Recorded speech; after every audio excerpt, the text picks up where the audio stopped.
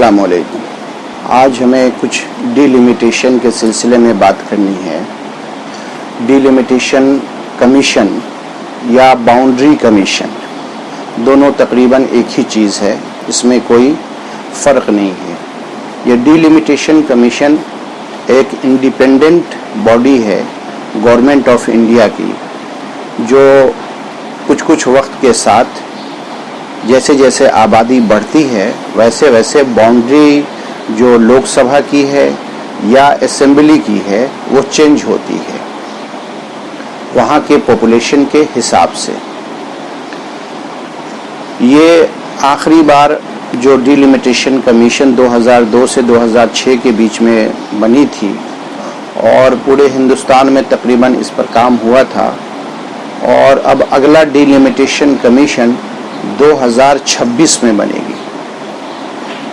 और 2026 में जो डिलिमिटेशन कमीशन बनेगी वो 2031 के सेंसस को बुनियाद बना करके फिर से एक बार बाउंड्री लाइन लोकसभा और असेंबली के लिए ड्रा करेगी। अब ये हमें समझना है कि ये बाउंड्री लाइन कितनी अहमियत रखती है और कितने इंसाफ के साथ बनाई जाती है। ये हमें बहुत ज़रूरी है समझना कि कितनी सही है और कितनी गलत है।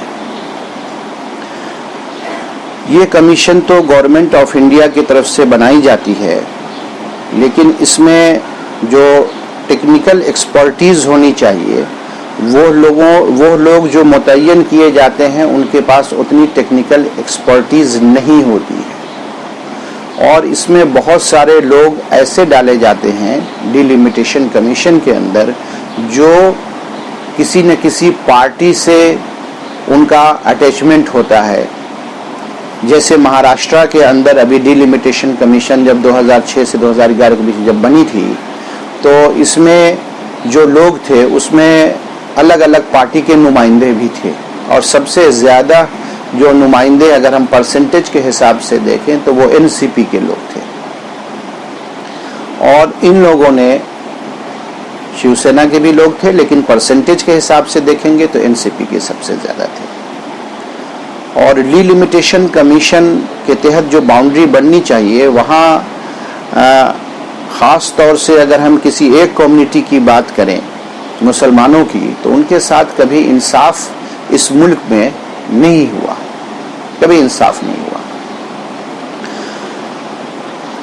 डिलिमिटेशन कमीशन के नाम पे जो मुसलमान के पॉकेट्स होते हैं, कई अलग अलग तरीक़ों से उनके जो बाउंड्रीज है उनको इस तरीके से मुंतशिर कर देते हैं, इस तरीके से डिवाइड कर देते हैं ताकि उनके नुमाइंदे चुनकर ही ना आ सकें। जैसे एक बड़ा इलाका होता है तो उसको दूसरे तीन चार छोटे छोटे हिस्सों में बांट देते हैं और दूसरे इलाके से जोड़ देते हैं, बजाय इसके कि जो कॉन्स्टिट्यूशन में कही गई है ये बात कि हर यानी कि कम्युनिटी का रिप्रेजेंटेशन पार्लियामेंट के अंदर होनी चाहिए ताकि उनकी आवाज़ वहाँ तक पहुँचाई जा सके, वो मुमकिन नहीं हो पा रही है। और इसी को मुमकिन बनाने के लिए जब हम थोड़ा और पीछे चलेंगे तो हम मुमकिन बनाने के लिए अंग्रेज़ों ने ये चीज़ चलाई थी, जो 1930 के अंदर 1930 के अंदर रामासेसे मैकडोनाल्ड ने इस बात को तय किया था कि इस हिंदुस्तान के अंदर जो सिस्टम होगा वो मुस्लिम के लिए, सिख के लिए और इंडियन क्रिश्चियंस के लिए, एंग्लो इंडियन के लिए एंड यूरोपियन के लिए सेपरेट इलेक्टोरेट का जो है वो किया जाए, सेपरेट इलेक्टोरेट किया जाए। सेपरेट इलेक्टोरेट का मतलब ये है कि जितने वहाँ पर लोग होंगे उतनी सीट उनको दी जाए उनकी आबादी के हिसाब से, और उसके चुनाव के लिए अगर मुस्लिम है तो मुसलमानों के चुनाव के लिए वोट देने का हक भी सिर्फ और सिर्फ मुस्लिम को ही होगा, उसमें दूसरे लोग हिस्सा बिल्कुल नहीं ले सकते हैं। किसी इलाके को हमने मुस्लिम कॉन्स्टिट्यूएंसी मुतय्यन कर दिया तो अब वहाँ पर वहाँ के सिर्फ मुसलमान ही उसको वोट करेंगे, दूसरे लोग वोट नहीं करेंगे। उसी तरह क्रिश्चियन के लिए भी कहा था, सिखों के लिए भी कहा था, लेकिन ये जब बात लाई गई तो उस वक्त में गांधी जी ने इसकी मुखालफत की थी कि ये ऐसा नहीं होना चाहिए, जबकि भीमराव अंबेडकर साहब ने इसकी तायीद की थी। यानी भीमराव ने इस बात की फेवर किया था, इस बात को कि हाँ ये बिल्कुल सही है, ऐसा ही होना चाहिए कि हर कम्युनिटी के लोगों का रिप्रेजेंटेशन वहां पर होना ही चाहिए। तो गांधी जी में और भीमराव अंबेडकर ये दोनों के बीच में ठन गई थी। लेकिन गांधी जी ने फिर समझा बुझा कर करके भीमराव अंबेडकर से ये कहा कि भाई ऐसा करते हैं, जो तुम्हारे दलित लोग हैं और जो शेड्यूल कास्ट लोग हैं, उन लोगों को हम हिंदू के इसमें ले लेते हैं और उनके लिए सिर्फ सीट रिजर्व हम कर देते हैं, जिस पर भीमराव अंबेडकर जो है वो तैयार हो गए और इस एक पैक्ट बना, जिसको जो 1930 में ये पूना एक्ट के तहत इसको याद किया जाता है। अदरवाइज ये अंग्रेजों के जमाने में 250 सीट जब असेंबली में वेस्ट बंगाल में थी, तो 117 सिर्फ और सिर्फ मुसलमानों के लिए खास कर दिया गया था। 117 सीट थे। ये अंग्रेजों के वक्त में मुसलमानों को सेपरेट इलेक्टोरेट सिस्टम प्रोवाइड इस मुल्क में किया गया था। लेकिन आज़ादी के बाद इसको पूरी तरह से ये पूरा का पूरा हिसाब किताब चलाया गया कि मुसलमानों का रिप्रेजेंटेशन पार्लियामेंट या किसी भी कॉन्स्टिट्यूएंसी में न के बराबर हम कर दें। एक पॉलिसी इनकी चली, जो डिलिमिटेशन के तहत इन्होंने पहले बाउंड्री को इस तरीके से तोड़ा ताकि वहां से सिलेक्ट ना हो। ये पहला काम इनका हुआ। दूसरा काम इन्होंने ये किया, जब बाउंड्री अलग हो गई तो दूसरा काम फिर इन्होंने ये किया कि शेड्यूल कास्ट और शेड्यूल ट्राइब्स के नाम पर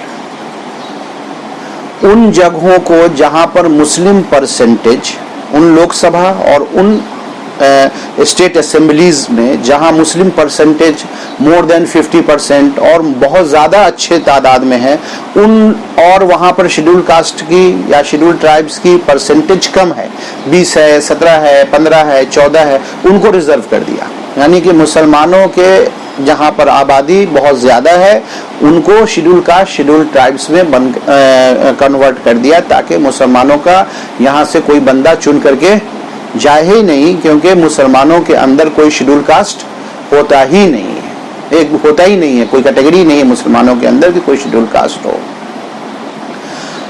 और उसके बाद मुखालिफ ये काम किया, उसके अपोजिट ये काम किया उन्होंने कि जो कॉन्स्टिट्यूएंसी में शेड्यूल कास्ट और शेड्यूल ट्राइब्स की आबादी 50% और उससे ज़्यादा थी, कहीं 50%, 55%, 60%, 65%, उन इलाकों को उन्होंने रिजर्व नहीं किया बल्कि जनरल कर दिया। तो मुसलमानों के इलाकों को, जहां मुसलमानों की तादाद बहुत ज़्यादा थी, उसको उन्होंने पूरा का पूरा रिजर्व कर दिया ताकि मुसलमान यहाँ से चुनकर न आए। इस चीज़ का तस्करा जो मैं अभी कर रहा हूँ, इसका तस्करा सच्चर कमेटी ने अपने बुक में भी, सच्चर रिपोर्ट में गवर्नमेंट को पेश किया था कि ये मुसलमानों के साथ पॉलिटिकल डिस्क्रिमिनेशन, पॉलिटिकल इनजस्टिस हो रही है। लेकिन गवर्नमेंट ने आज तक इसके ऊपर कान नहीं धरा है। तीसरा ये है कि जहाँ जहाँ मुसलमान की आबादी ज़्यादा है, वहाँ पर वोटर्स के परसेंटेज भी रजिस्ट्रेशन के कम कर दिए गए।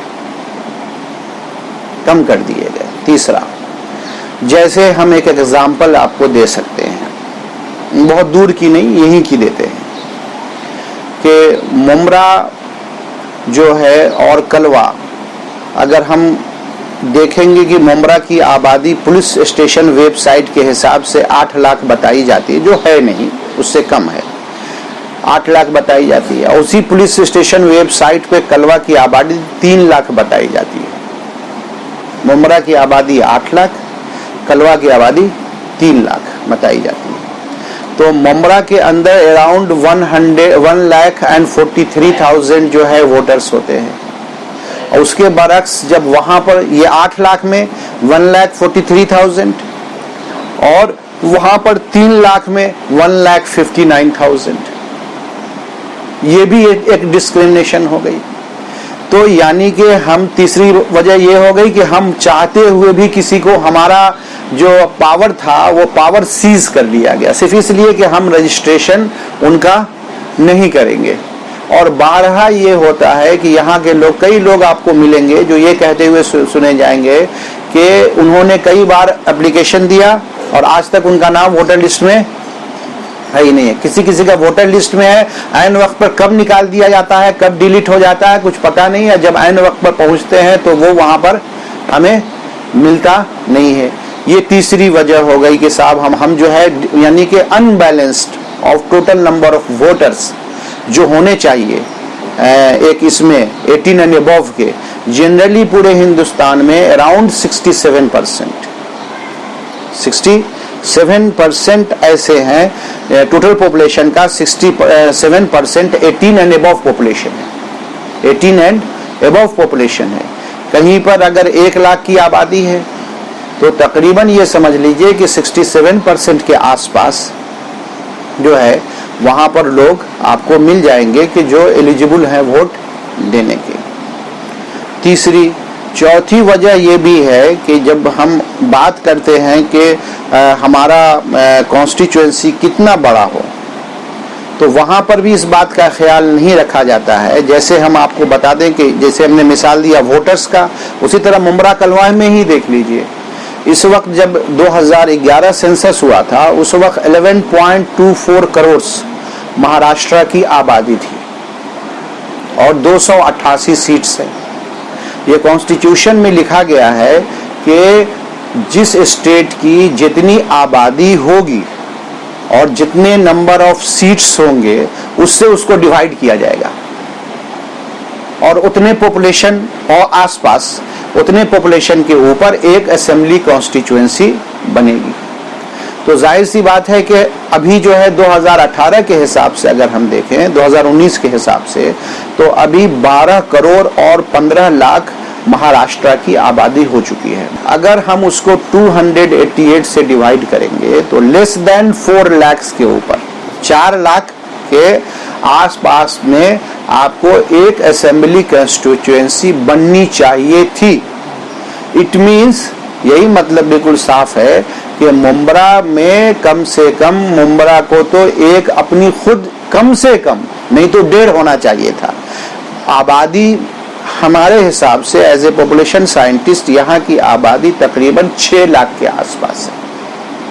8 लाख कुछ लोग कहते हैं 8 लाख, जो वेबसाइट पर पुलिस स्टेशन की वेबसाइट पर 8 लाख दिया हुआ है, कुछ लोग 12 लाख बोलते हैं।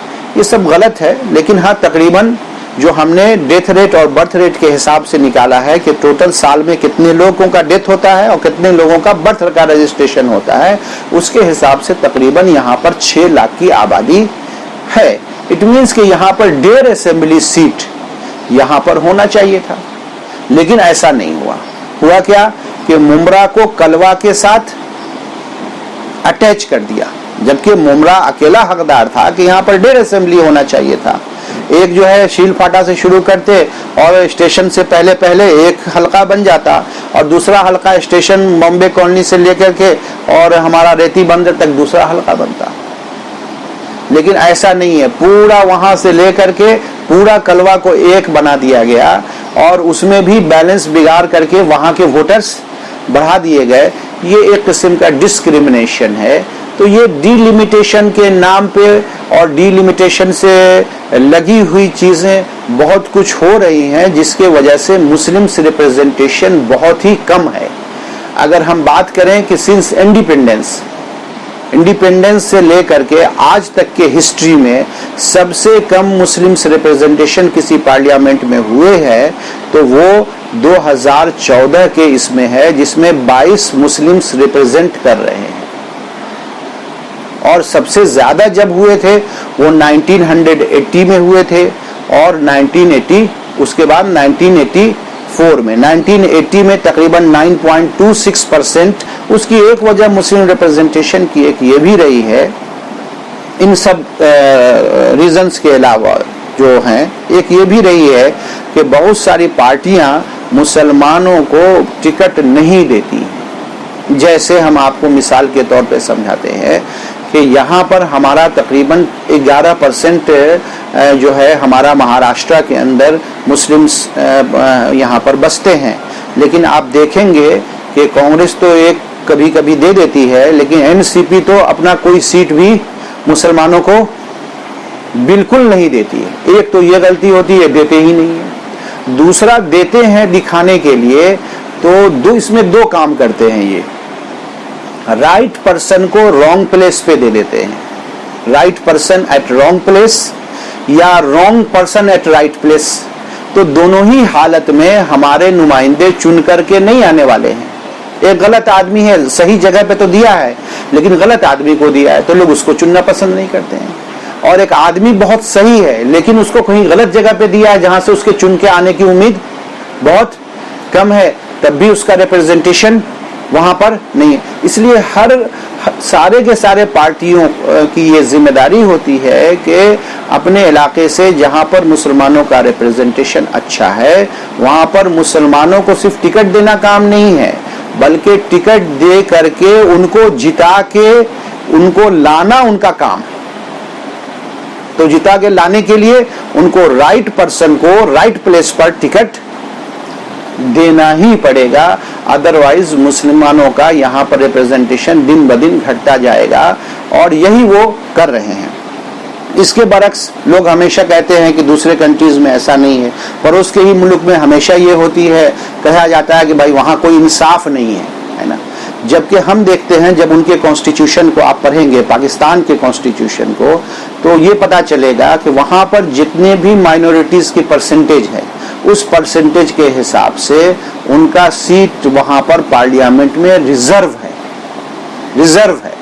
उनको कुछ करने की जरूरत नहीं है, क्योंकि वहाँ पर परसेंटेज इतना कम है, अगर कोई खड़ा भी होना चाहे तो वहाँ पर से जीत नहीं सकेगा, क्योंकि उनके जितने भी पॉपुलेशन है वो स्कैटर्ड है, एक जगह पे नहीं है। जैसे सपोज कीजिए, अगर सिख आज के डेट में पूरे हिंदुस्तान में अगर स्कैटर्ड होते, बिखरे हुए होते, पंजाब में सिर्फ नहीं होते, तो उनकी सीट आनी तकरीबन नामुमकिन हो जाती। लेकिन एक जगह पे है, जो भी है, एक जगह पे भी है, कुछ स्कैटर्ड इसमें भी है। तो जब एक कॉम्पैक्ट पॉपुलेशन में रहता है तो उनका कुछ सीट वहां से बन जाएगा। लेकिन पाकिस्तान में जो वहां पर हिंदू भाई रहते हैं, वहां उनकी स्कैटर्ड पॉपुलेशन है, जिसकी वजह से उनका चुन करके आना तकरीबन नामुमकिन है। इसलिए वहां की हुकूमत ने उनके जितना परसेंट पॉपुलेशन है उसके हिसाब से वहां पर उनका पार्लियामेंट में उनको रिजर्व कर दिया गया है कि वो लड़े या ना लड़े, बाद में उनको सिर्फ नॉमिनेट कर करके लाया जा सकता है, और लाते हैं हर पार्टी। अब कैसे लाएंगे उसका भी वहां पे एक तरीकेकार है कि जिस पार्टी का जितना परसेंट उन्होंने सीट्स जीती है, उस सीट्स के हिसाब से जितने नंबर ऑफ सीट्स है उसमें डिस्ट्रीब्यूट कर दिया जाता है। ये नहीं है कि रूलिंग पार्टी जीत गई, मान लीजिए वो 30% से, है ना, तो सारे के सारे कैंडिडेट रूलिंग पार्टी अपनी ही लाएगी, नहीं। जिसका जितना कंट्रीब्यूशन है वो उतने हिंदू कैंडिडेट को वहां पर नॉमिनेट अपने पार्टी की तरफ से करेगी। उसी तरीके से वहां पर वुमेन्स के लिए भी उनको लड़ने की जरूरत, फाइट करने की जरूरत इलेक्शन नहीं है। करना चाहे तो भी कर सकती हैं, नहीं करना चाहे तो वुमेन्स को भी वहां पर जो है उनके रिप्रेजेंटेशन के लिए नॉमिनेट कर दिया जाता है कि ये लोग हमारे पार्टी की तरफ से नॉमिनेटेड है, ये पार्लियामेंट की तरफ में रहेंगे। तो ये पूरा का पूरा जो सिस्टम है, जो अभी डिलिमिटेशन चल रहा है, या जो हमारे कंट्री के अंदर जो भी मुसलमानों के साथ जो रवैया अख्तियार किया जा रहा है, वो ऐसा है जैसे कि हमारे पॉलिटिकल आवाज को दबाने की एक साजिश है, ताकि ना हमारा रिप्रेजेंटेशन वहां पे होगा और ना हमारे मसाइल को वहां पर कोई बोलने वाला और रखने वाला सही अंदाज में होगा।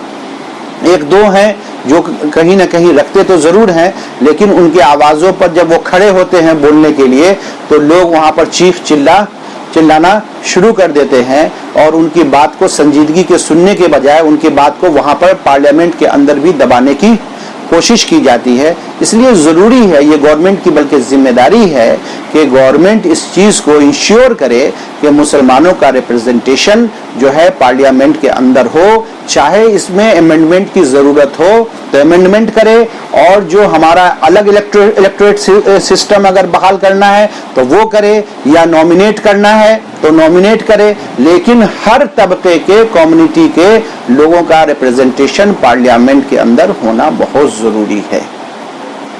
अस्सलाम वालेकुम।